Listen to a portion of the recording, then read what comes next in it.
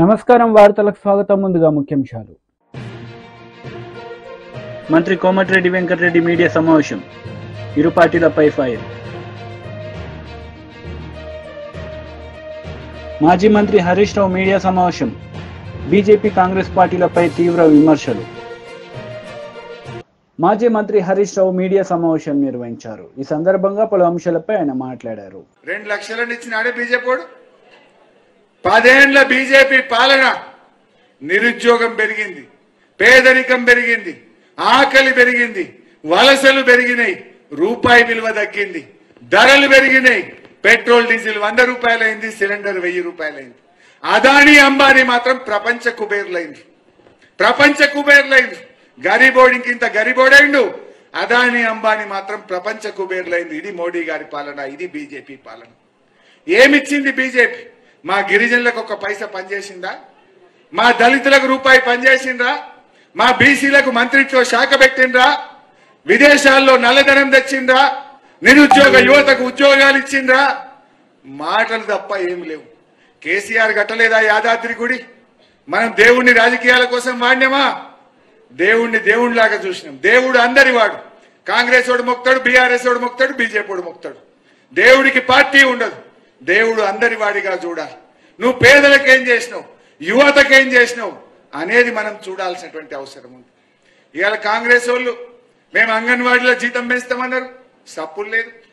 Kasturba school టీచర్లను regularise చేస్తామన్నారు, ముచ్చట లేదు. అన్ని మాటలే. అవుట్ సోర్సింగ్ వాళ్ళని కూడా పర్మనెంట్ చేస్తామన్నారు, దాని గురించి మాట్లాడే పరిస్థితి లేదు. అంటే ఆ రోజు ఏదో వెనకటికో సామెత ఉంటుంది, 100 అబద్ధాలు ఆడన్నా పెళ్లి చేయమన్నారు వెనకటికి. కానీ కాంగ్రెస్ వాళ్ళది ఎట్లుందంటే 100 అబద్ధాలు చెప్పు, కుర్చీలో కూర్చో, గద్దెనెక్కు. ఇది వీళ్ళకి చక్కగా సూట్ అవుతుంది ఈ సామెత.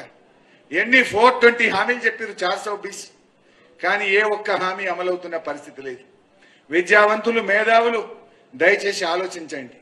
కుట్రలు జరుగుతున్నాయి. హైదరాబాద్ ను జాయింట్ క్యాపిటల్ గా ఇంకో 10 ఏళ్లు పెంచుతారట. ఇంకా ఆంధ్రాకు మనకు పొత్తు పెట్టరు, ఒప్పుకుందామా? హైదరాబాద్ ను కేంద్ర పాలిత ప్రాంతం చేస్తారట, ఒప్పుకుందామా? మరి తెలంగాణ తెచ్చిన కేసీఆర్ కో బీఆర్ఎస్ కో మన తెలంగాణ మీద ప్రేమ ఉంటుంది తప్ప ఈ బీజేపీ వాళ్ళకు, ఈ కాంగ్రెస్ వాళ్ళకు ఉండవు. వాళ్ళకి రాజకీయం, వాళ్ళది అధికారం, కానీ మనది తెలంగాణతో పేగు బంధం, తెలంగాణతో ఉద్యమాల బంధం ఈ బీఆర్ఎస్ పార్టీది.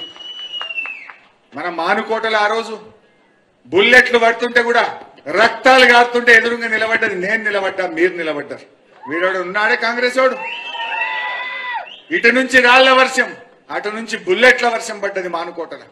బుల్లెట్లు గోళీలు దిగుతున్నా ఎదురుగా పోయినాం, వాళ్ళని ఉరికిచ్చినాం. ఆంధ్ర పాలకులను మానుకోటకు రాకుండా చేసిన చరిత్ర బీఆర్ఎస్ పార్టీ. ఈ కాంగ్రెస్ వాడు, ఈ బీజేపీ వాడు వచ్చినాడు మానుకోటకు, పేగులు దిగదాకా కొట్లాడినాం. తెలంగాణ కోసం పోరాడి ఆ రోజు యుద్ధం చేసినాం.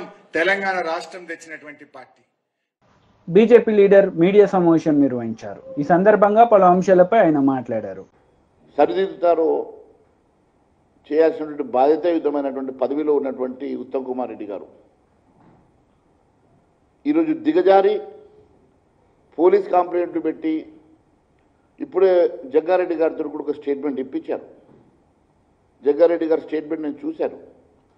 నన్ను ఉత్తమ్ కుమార్ రెడ్డి గారు ఫోన్ చేసి బతిమలాడి నాతో ఒక ప్రెస్ మీట్ పెట్టమంటే నేను ప్రెస్ మీట్ పెడుతున్నానని చెప్పారు. పాపం జగ్గారెడ్డి గారికి సివిల్ సప్లైస్ మ్యాటర్లో జరుగుతున్నటువంటి అంశం మీద వారికి ఏం అవగాహన ఉంది? మీరు మంత్రిగా నేను చేసినటువంటి ఆరోపణలు, నేను సంధించినటువంటి ప్రశ్నలకు సమాధానం మీరు చెప్పాలి.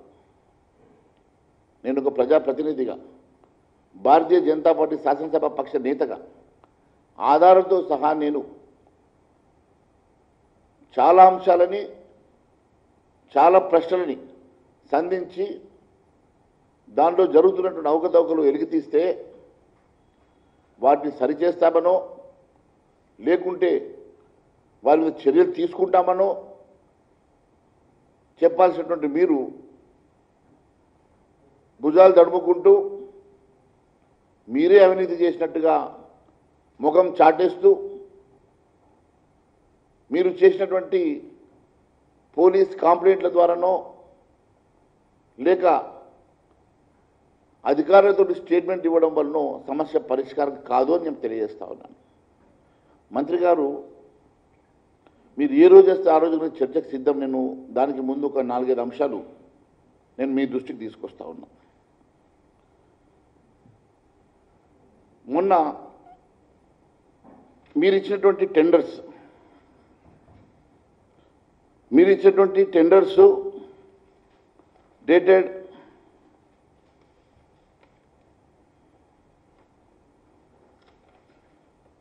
25 జనవరి 2024. 25 జనవరి 2024 రోజు మీరు ఫస్ట్ ఒక కమిటీ వేశారు. ఆ కమిటీలో ఏ రకమైనటువంటి జిఓఎంఎస్ నంబర్ 1 25 జనవరి 2024 రోజు ఒక జీవో తీసి మీరు ఏం చెప్పారు? మొత్తం దీంట్లో principal secretary of the government planning department చైర్మన్గా ఉండి మెంబర్స్ ఎవరెవరు ఉండాలి? 5 మెంబర్సు. ఈ కమిటీ ఏమేమి మొడాలిటీస్ ఫాలో చేయాలనో దీంట్లో చాలా స్పష్టంగా గైడ్లైన్ వేసి ఒక కమిటీ వేసి దానికి టెండర్ ప్రాసెస్ చేయాలని చెప్పేసి మీరు చెప్పారు. అదే రోజు మీరు గ్లోబల్ టెండర్ ప్రకటన చేశారు. సేమ్ డే గ్లోబల్ టెండర్ ప్రకటన చేశారు. అదే రోజు మీరు కమిటీ ఎగ్జిక్యూటివ్ చేసి మొడాలిటీస్ ఫామ్ చేసి 5 మెంబర్స్ వేసి ఈ మెంబర్స్ కూర్చొని దాని మీద గైడ్లైన్స్ ప్రిపేర్ చేసి దానికంటూ సమయం అంటూ ఉంటుంది కదా, గ్లోబల్ టెండర్ ఫ్లోట్ చేశారు. అదే రోజు టెండర్ డాక్యుమెంట్ ఫర్ ఈ టెండర్ కోసం కావాల్సినటువంటి ప్యాడీ ప్రొక్యూర్మెంట్ కావాల్సిన ఈ టెండర్ని కూడా అదే రోజు ఇంత పెద్ద గైడ్లైన్స్ తయారు చేశారు. ఒకే రోజు ఇన్ని అంశాలు మీరు తీసుకొచ్చినటువంటి మీరు ఏ ఆలోచనతో ఇవన్నీ మీరు చేశారు? ఒకే రోజులో ఇన్ని ఆలోచనలు మరి రాత్రి పగలు పనిచేశారా, దినంలో పనిచేశారా, ఎక్కడ పనిచేశారో చెప్పాల్సిన బాధ్యత గౌరవ మంత్రి గారి మీద ఉన్నది. దీన్ని పక్కన పెడితే మళ్ళీ మీరు దీంట్లో చాలా సమయాన్ని కూడా మీరు స్పష్టంగా టెండర్స్ని ఏ రకంగా టెండర్స్ ఉండాలో ఇది గ్లోబల్ టెండర్స్ అని చెప్పిన తర్వాత ఈ గ్లోబల్ టెండర్స్ కోసం పార్టిసిపేట్ చేయడానికి పంజాబ్ నుంచి హర్యానా నుంచి కూడా కొంతమంది కంపెనీస్ వాళ్ళు వస్తే ఆ రోజు జలసౌదాలో ఏప్రిల్ 18వ తారీఖు రోజు కొంతమంది రైస్ మిల్లర్లను మీరు పిలిచి ఆ రోజు నెగోషియేట్ చేసిన అంశాలను బయటపెట్టమంటారా? ఆ రికార్డును బయటపెట్టమంటారా? ఏ రకమైనటువంటి డాక్యుమెంటేషన్స్ వాళ్ళకు అష్యూరెన్సెస్ ఇచ్చారో అంశాలను బయటపెట్టమంటారా? మీరే చెప్పాలా. నేను ఇంకా గౌరవం కొద్దీ ఇవేమి కాకుండా నేను చాలా కాంగ్రెస్ నేతలు మీడియా సమావేశం నిర్వహించారు. ఈ సందర్భంగా పలు అంశాలపై వారు మాట్లాడారు. అదే 1 వీక్ 10 డేస్లో పేమెంట్ కూడా వస్తుంది రైతులకు, ఇబ్బంది లేదు.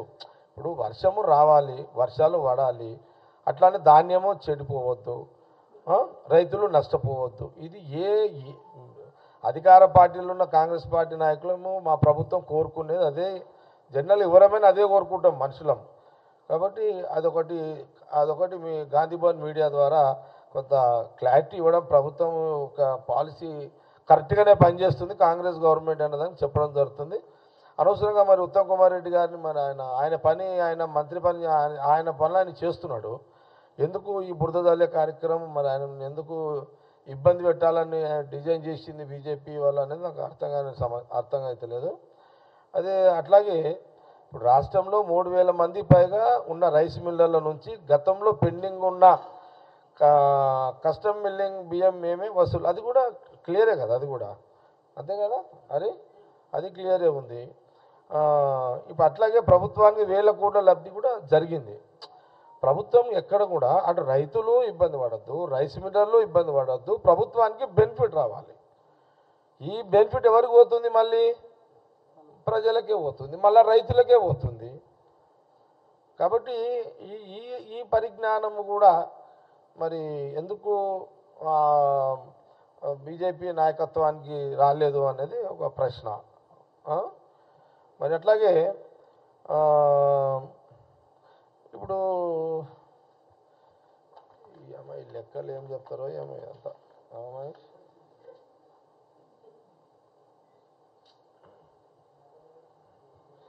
ఇప్పుడు పాపం ఇప్పుడు మరి ఎందుకు ఉత్తమ్ కుమార్ రెడ్డి గారిని మళ్ళీ బీజేపీ వాళ్ళు టార్గెట్ చేస్తుండు, Maheshwar Reddy CLP flow leader మరి ఎందుకు ఆయన టార్గెట్ చేస్తున్నాడో నాకు అర్థమవుతలేదు. మరి ఎందుకు కోపం వచ్చింది మహేశ్వర్ రెడ్డికి ఉత్తమ్ కుమార్ రెడ్డి మీద కూడా అర్థమవుతలేదు నాకు అది. ఎందుకంటే వాస్తవాన్ని కూడా ఉత్తమ్ కుమార్ రెడ్డి చాలా క్లీన్ లీడర్ కదా, వైట్ పేపర్ లాంటి వాడు ఉత్తమ్ కుమార్ రెడ్డి.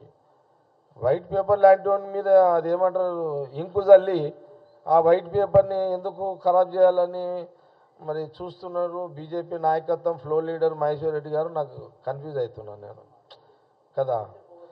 వైట్ పేపర్ మీద ఎందుకు ఇంకు చల్లుతున్నారు? ఓకే, పాయింట్ క్యాచ్ చేసిరా? వైట్ పేపర్ అంటే ఉత్తమ్ కుమార్ రెడ్డి, ఇంకెందుకు చల్లుతున్నారు?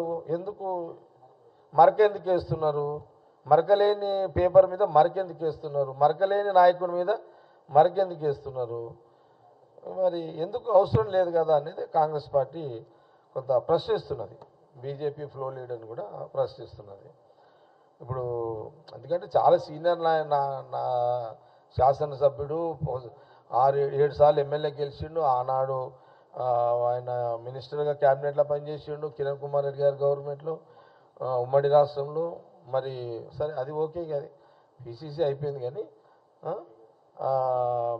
ఇప్పుడు ఒకసారి పార్లమెంటు ఎంపీగా ఢిల్లీలో ఆయన పాత్ర ఏందో మనం అందరం చూసినాము. ఇప్పుడు మినిస్టర్గా major irrigation minister, civil supply విన్నారా? కాబట్టి కొంత దీన్ని కూడా ప్రజలు ఆలోచన చేయాలి. ఈ తెల్ల కాగితం ఇంకు జల్లుతున్న మహేశ్వర్ రెడ్డి గురించి ఆలోచన చేయాలనేది కొంత కాంగ్రెస్ పార్టీ చాలా చెప్తుంది.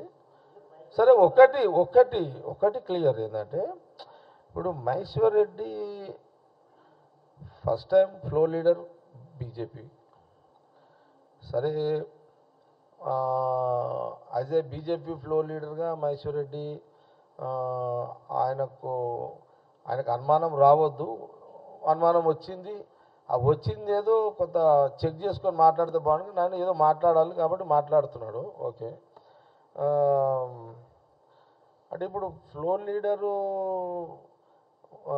మహేశ్వర్ రెడ్డి రికగ్నైజ్డ్ కోసము ఉత్తమ్ కుమార్ని అటాక్ చేస్తున్నాడా తెలియదు, అది మనకు అదొకటి. ఓకే, సరే, వేరే రాజకీయ విమర్శలు వద్దు.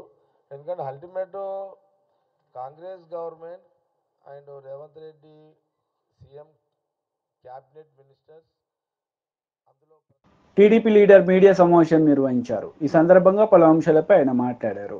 దీనికి కారణం జగన్మోహన్ రెడ్డి తాబేదారుగా పనిచేస్తున్న జవహర్ రెడ్డి, వీళ్ళు కారణం. మేము డిమాండ్ చేస్తూ ఉన్నాం, పిన్నెల రామకృష్ణారెడ్డిని హత్యానేరం కింద అరెస్ట్ చేయాలని. ఎందుకు?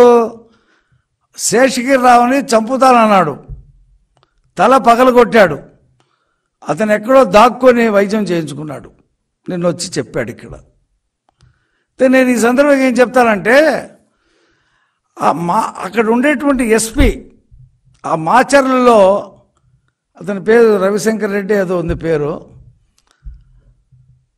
అతని ఆధ్వర్యంలో ఈ కార్యక్రమాలన్నీ జగన్మోహన్ రెడ్డి చేయించాడు.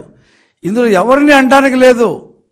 ముఖ్యమంత్రి డైరెక్షన్లో పల్నాడు కాదు, పొంగనూరు కాదు, చంద్రగిరి కాదు, నరసరావుపేట కాదు, అన్ని చోట్ల కూడా ఈ విధ్వంస రచన జగన్మోహన్ రెడ్డి చేశాడు. ఆయన అలాంటి నిలిపాడు. రాష్ట్రం రావణ రాష్ట్రంలో మారుతూ ఉంటే ఒక మాట లేదు, ఒక పలుకు లేదు, ఒక ఖండన లేదు, ఏం లేదు. ఆయన హ్యాపీగా అక్కడ ఆ దీవుల్లో తిరుగుతూ ఉన్నాడు.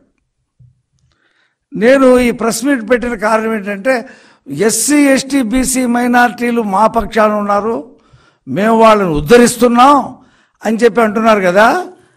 ఇతని హయాంలో ఎస్సీ ఎస్టీ బీసీలు ఏ రకంగా హత్య కావబడ్డారో చూపిస్తా, చెప్తా. మొత్తం 6 హత్య కావబడ్డారు. వెలువర్తి మండలం గుండ్లపాడు గ్రామం తోట చంద్రయ్యని హత్య చేశారు. దుర్గి మండలం జంగమేశ్వరపాడు గ్రామం కంచెర్ల జల్లయ్య యాదవ్ అతన్ని హత్య చేశారు. దాచేపల్లి మండలం తంగేడు గ్రామం బత్తుల సుబ్బులు ఇతన్ని హత్య చేశారు. మాచవరం మండలం పిన్నెల్లి గ్రామం ఖాదర్ భాష ఇతన్ని హత్య చేశారు. దుర్గి మండలం జంగమేశ్వరపాడు గ్రామం ఆరెద్దుల కోట యాదవ్ ఇతన్ని హత్య చేశారు. పందింటివారిపాలెం గ్రామం బైలమడుగు పిచ్చయ్య ఇతన్ని హత్య చేశారు. అంటే 6 హత్యలు ఈ పిన్నెల్లి ముఠా సోదరులు కానీ ఆ ముఠా కానీ అంటే పిన్నెల్లి చేయించినటువంటి హత్యలే. ఆ తర్వాత దౌర్జన్యాలు వేధింపులు అవన్నీ 10. దుర్గి మండలం జంగమేశ్వరపాడు గ్రామం ఆవుల మల్లయ్య కంచెర్ల బక్కయ్య కాళ్ళు నరికేశారండి. దుర్గి మండలం ఆత్మకూరు గ్రామం యలమంద రాజా అతని మీద దాడి చేశారు. మాచర్ల మండలం పసుపు వేముల గ్రామం దోసపాటి వెంకటనారాయణ అతని మీద తప్పుడు కేసులు పెట్టి వేధింపులు చేశారు. దుర్గి మండలం తెర్ల గ్రామం అనికిపల్లి ఎలీషాబాబు అతని మీద దాడి చేశారు. మాచర్ల మండలం విజయపూరి సౌత్ దుర్గా ప్రసాద్ అతన్ని తప్పుడు కేసులు పెట్టి వేధింపులకు గురి చేశారు. వెల్దుర్తి మండలం గండ్లపాడు గ్రామం వేముల వెంకటేశ్వర్లు అతనిపై దాడి చేశారు. మాచవరం మండలం మోర్చపాడు గ్రామం కురివేపు నరసింహారావు. మంత్రి కోమటిరెడ్డి వెంకటరెడ్డి ప్రెస్ మీట్ నిర్వహించారు. ఈ సందర్భంగా పలు అంశాలపై ఆయన మాట్లాడారు. అందుకనే భూసేకరణ సమస్య లేకుండా 1-2 చిన్న చిన్న విషయాలు ఉన్నాయి. మన రివ్యూలో దాన్ని కూడా సార్ట్అవుట్ చేయడం జరిగింది. ఈరోజు ఇంత మంచి ఔటర్ రింగ్ రోడ్డుతోనే ఆ రోజు హైదరాబాద్ అభివృద్ధి చెందింది. ఎయిర్పోర్ట్ అక్కడనే కట్టాం. ఒక ప్లాన్ ఉండాలి దేనికన్నా. ఈయనకి ఏం ప్లాన్ ఉన్నది? ఏం ప్లాన్ లేదు. ఒక్క పని చేయలే. అందుకనే ఇవాళ తుక్కు కూడగొట్టిండు. ఏం చేసిన పని ఏంటంటే మద్యం అమ్మకాలు 50,000కు పెంచిండు. మొన్న మద్యం టెండర్లు అసలు నవంబర్లో పిలవాలి, నవంబర్ కాదు డిసెంబర్ మొదటి వారంలో పిలవాలి. కానీ ఔటర్ రింగ్ రోడ్ ఎట్లా అమ్ముకొని మళ్ళీ వస్తావో లేదని చెప్పి కాంట్రాక్టర్లకు ఇచ్చుకొని దోచుకున్న పైసలు వాళ్ళ దగ్గర పర్సెంటేజ్ తీసుకుంటాను, కానీ కూలిపోయే కాళేశ్వరం కట్టి వాళ్ళ దగ్గర తీసుకుందామని చెప్పి అవన్నీ బయటపడుతుంది. నిన్న ఎన్డీఎస్ఏ వాళ్ళు రిపోర్ట్ ఇచ్చారు. ఇది రిపేర్ చేసిన మా దగ్గర అంటే మా క్యాబినెట్ మినిస్టర్లకు మాకు దాని మీద రిపోర్ట్ మీద మా అందరికి కూడా నోట్ ఇచ్చాను సీఎం గారు. అవన్నీ కూడా మీకు కూడా ఇస్తాం ఉన్నది కదా. ఆ రిపోర్ట్ కాపీ కూడా మీకు చెప్తాం. వాళ్ళ మేధావులు జియోఫిజికల్ వాళ్ళు వచ్చి మీరు తాత్కాలికంగా రిపేర్ చేసినా ఇవి ఉంటాయని గ్యారెంటీలు. అంటే 3 డ్యాములు కొట్టుకుపోయే ప్రమాదం. 3 డ్యాములు కొట్టుకుపోయినాయి. గత ముందు కన్నెపల్లి పంప్ హౌస్ మునిగిపోయింది. డ్యాములు కొట్టుకుపోయిన తర్వాత ఈ పంప్ హౌస్లు ఏం చేసుకుంటావు? 2 లక్షల కోట్లు ఇంట్రెస్ట్ అంతా మొత్తం పోయినట్టే కదా. ఏం మాట్లాడతారు? చిన్న దానికి ఏమవుతుంది? మధ్యలో 2 పిల్లలు రిపేర్ చేయొచ్చు. అక్కడికి వెళ్ళి దేశంలో ఉన్న మేధావులందరూ వచ్చి గవర్నమెంట్ ఆఫ్ ఇండియా మేము పంపలే, మీరు తాత్కాలికంగా రిపోర్ట్ చేసినా ఉండవు, మాకు నమ్మకం లేదు అని ఖరాఖండిగా రిపోర్ట్ ఇచ్చింది మాకు. మేము చర్చించుకున్న మినిస్టర్లు అందరం మొత్తం నాష్టాన్ని పట్టించి ఇవాళ గ్రాడ్యుయేట్ ఎన్నికల గురించి ఆయన రోడ్ల మీద పోయి తీర్మాన బలన మీద కేసులు ఉన్నాయి. ఎందుకు పెట్టిన కేసులు? మీరు నువ్వు దోసుకున్నదంతా ఎక్కడెక్కడ దోసుకున్నావు ఆయన బయట పెడితే ఆయనని కేసుల పాలు చేసి జైలు వేసినావు. మందకృష్ణ మాదిగా మాట్లాడితే ఆయన తీసుకుపోయి లోపడేసినావు. సరే మందకృష్ణ మాది ఏ పార్టీలో ఉన్నాడు మాకు సంబంధం లేదు. ఆయనని జైలు వేసినావు. ధర్నా చౌక్ ఎత్తేసినావు. మేము ఎప్పుడన్నా పిలిపిస్తే మా ఇళ్ళలోనే హౌస్ అరెస్ట్ చేసిన మమ్మల్ని కానీ పిసిసి ప్రెసిడెంట్ కానీ మాలాంటి ముఖ్యుల నాయకులు బయటికి వెళ్ళనియలే.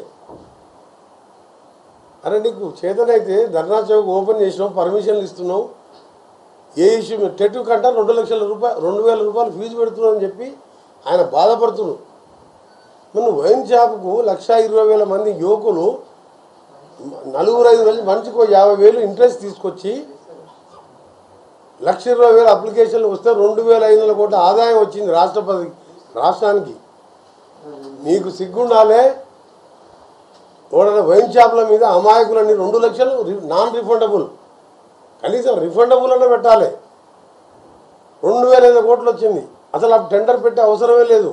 ఈ డబ్బుల కోసం అమాయకులు అంటే తెలంగాణ యువకులకు వెళ్ళి రక్తం తాగినట్టు 2,500 కోట్లు 2,500 కోట్లు ఇవాళ ఆ పిల్లలు ఏంటంటే ఏదో ఉద్యోగాలు లేవు, కేసీఆర్ ఉద్యోగాలు చేయడం, డ్రాల షాప్ వెళ్తే సరే ఎవరికన్నా పెట్టి నడిపించుకుందామా, లేకపోతే ఎవరికన్నా లీజుకి ఇచ్చుకుందామా, ఏమో బతుకు తెరుగు కోసం. మరి ఏం చేయాలి?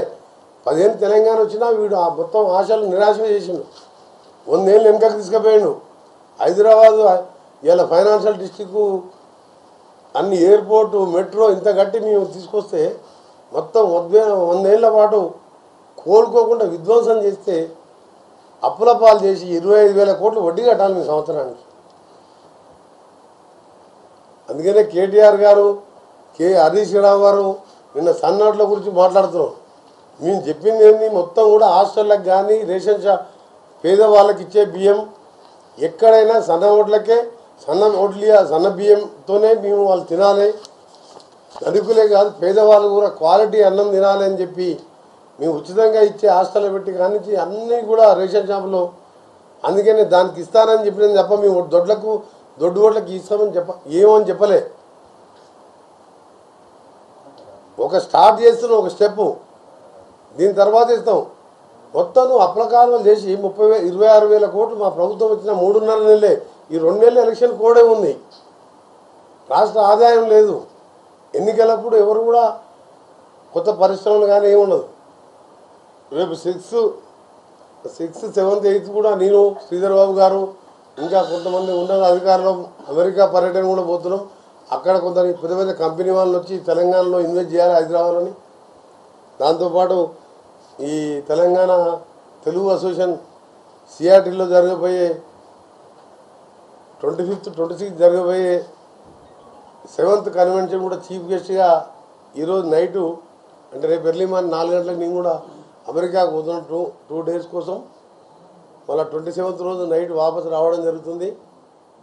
అలాగే ఇప్పటికే మా తీర్మాన్ బలాన్ని గెలిపించాలని మా దగ్గర ప్రచారం కూడా బూత్ లెవెల్లో మన ఎంపీ ఎన్నికలు అప్పుడే ఈ ప్రచారాన్ని కూడా మొదలుపెట్టాం. తప్పకుండా గ్రాడ్యుయేట్ ఎన్నికల్లో వీళ్ళు ఎన్ని మాట్లాడినా ఎవరు లంగలు, ఎవరు దొంగలు, ఎవరు ఎక్సైజ్ దాంట్లో దోసుకున్నారు. వార్తలు ముగించే ముందు ముఖ్యాంశాలు మరోసారి. మంత్రి కోమటిరెడ్డి వెంకటరెడ్డి మీడియా సమావేశం, ఇరు పార్టీలపై ఫైర్. మాజీ మంత్రి హరీష్ రావు మీడియా సమావేశం, బీజేపీ కాంగ్రెస్ పార్టీలపై తీవ్ర విమర్శలు. ఈ వార్తలు ఇంతటితో సమాప్తం. తిరిగి ప్రసారమయ్యే వార్తల్లో మళ్ళీ కలుద్దాం. అంతవరకు సెలవు. నమస్తే.